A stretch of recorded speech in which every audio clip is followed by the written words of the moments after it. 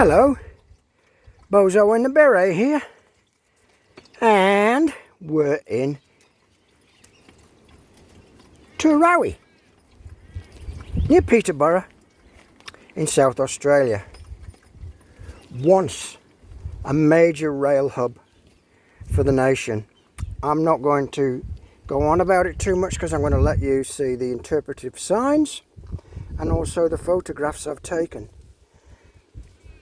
General MacArthur was evacuated here from the Pacific. When the Japanese attacked, he was evacuated here to this tiny little town, and there's a photo of him stood on a railway station saying, "I will be back." And he did. And just an amazing little place. It was operating until the 80s as a rail hub, when all of the different rail gauges met in one place, or rather an efficient system.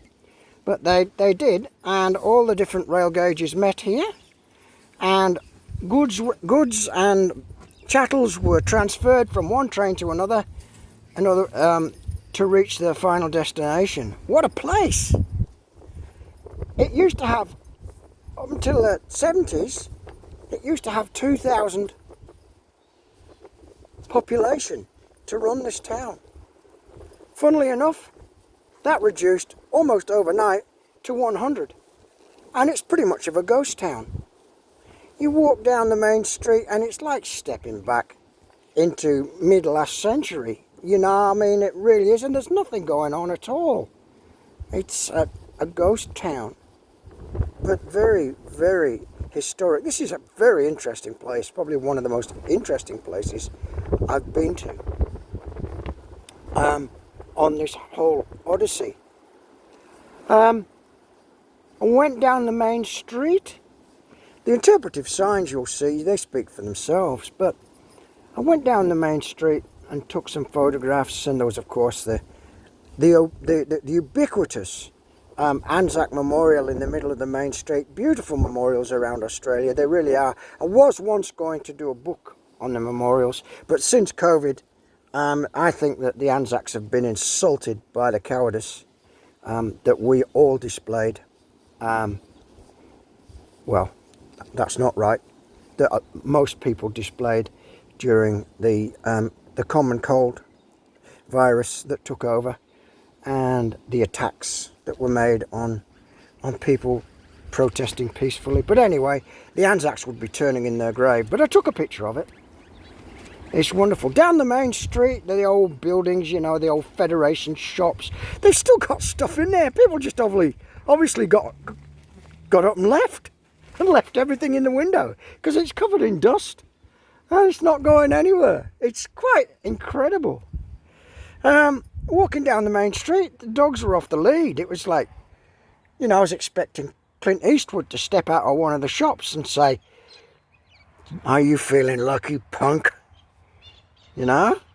I can't remember whether this has, I've used all 5 rounds or used 6. Very, very funny. And then you get to the local service station that's there, obviously closed in the 70s or the 80s.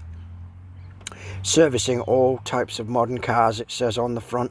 And then you go around the back and you actually see the photos around the back. I actually like this place. There's nobody here. We've got water. There's no dunny cans.